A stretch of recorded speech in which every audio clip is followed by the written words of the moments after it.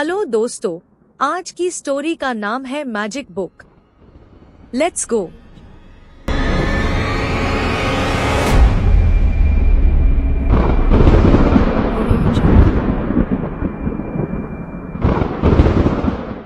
जादू टोना जैसी चीजें खतरनाक है, लेकिन जब उनका प्रयोग एक बहू के हाथों होता है तो वो कितनी मजेदार हो जाती है, खुद देखिए।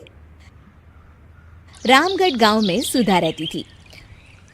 सुधा की सास उससे बड़ा काम कराती, तो पति ऐसा जो ना कभी घुमाने ले जाता और ना ही कभी कोई तोहफा लाता। बेचारी इस बात से हमेशा दुखी रहती, लेकिन एक दिन उसकी जिंदगी बदल जाती है।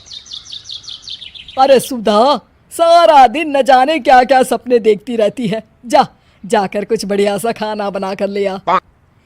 सपना ना देखो तो क्या करूं, मेरे तो कर्म ही फूट गए जो ऐसे घर में शादी हो गई। इससे अच्छा तो माँ जी कोई फुल टाइम मेड ही रख लेते।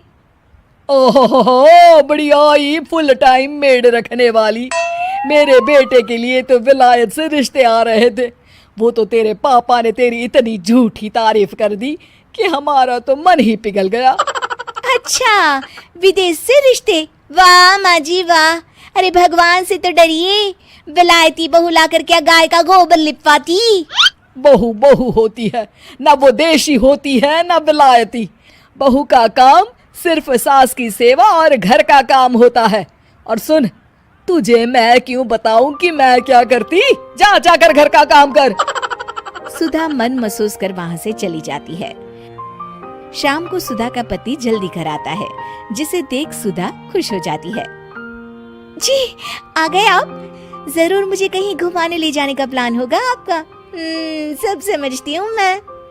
अरे नहीं भाग्यवान, घूमना क्या है, बस आज जल्दी बस मिल गई तो घर जल्दी पहुंच गया। अच्छा सुनो, जरा आज शाम की चाय के साथ पकोड़े भी तल लेना, बड़ा मन कर रहा है। सुधा पति की बात सुनकर पैर पटकती हुई किचन में चली जाती है।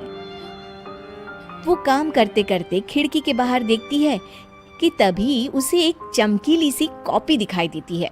वो खिड़की से उस कॉपी को उठा लेती है और उसे खोल कर देखती है तो उसमें सुनहरे अक्षरों में लिखा होता है, जादुई किताब, इस पर जो लिखो वो सच होता है। सुधा उस किताब को देखकर खुश हो जाती है और जल्दी से पास रखी पेंसिल उठाकर उसमें लिख देती है, मेरी सास सारा काम कर दे। तभी उसकी सास किचन में आ जाती है और कहती है, अरे बहू, सारा दिन लगी रहती है काम में, अब जाकर आराम कर ले। मैं तेरे लिए चाय और गर्मा गर्म पकोड़े लेकर आती हूँ। सुधा ये देखकर हैरान हो जाती है और कॉपी लेकर कमरे में आ जाती है। तभी वो देखती है कि उसका पति आराम से बैठकर किताब पढ़ रहा होता है। सुधा झट से कॉपी निकालकर उसमें लिखती है, मेरा पति मुझे घुमाने ले जाए। बस फिर क्या था, सुधा का पति किताब बगल में रख देता है और उससे कहता है, बहुत दिन हो गए हम कहीं घूमने नहीं गए ना, चलो कल मैं ऑफिस से छुट्टी ले लेता हूँ। सुधा ये सुनकर खुश हो जाती है कि तभी उसकी सास हाथ में चाय और पकोड़े लेकर खड़ी हो जाती है। चलो बहू, कुछ खा लो।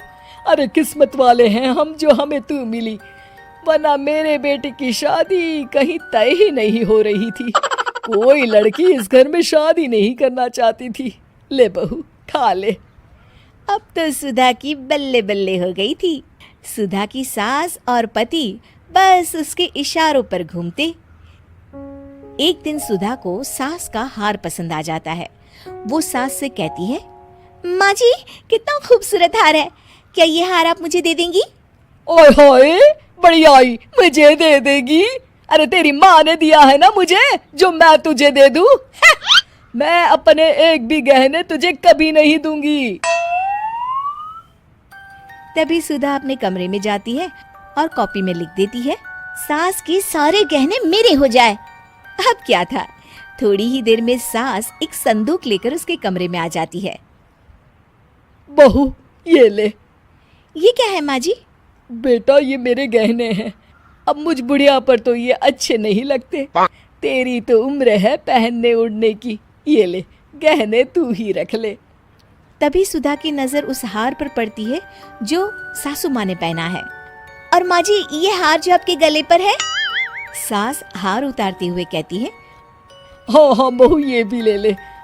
फिर कान के टापस उतारते हुए कहती है। ये ले बेटा, तू ये भी ले ले। फिर एक एक कर वो अपने सारे पहने हुए गहने उतारने लगती है। ये भी ले ले बहू, ये भी ले ले। सुधा तो खुशी के मारे बौखला जाती है। हाँ हाँ लाइए लाइए लाइए लाइए। तभी सुधा का पति उसके पीछे आकर खड़ा हो जाता है और जोर से चिल्लाता है। अरे सुधा, क्या हुआ? क्या लाइए लाइए कर रही हो? अरे जरा कढ़ाई में तो देख लो, सारे के सारे पकोड़े जल गए। तभी सुधा की सास भी उसके सामने आ जाती है। इस लड़की से तो एक काम ठीक से नहीं होता, दिन भर सपने ही देखती रहती है। तभी सुधा को होश आता है। वो खिड़की के बाहर देखती है जहां उसे कुछ दिखाई नहीं देता। दरअसल जादुई वादुई कुछ नहीं था, वो सिर्फ एक काल्पनिक सपना था जो सुधा अपनी जिंदगी से तंग आकर देख रही।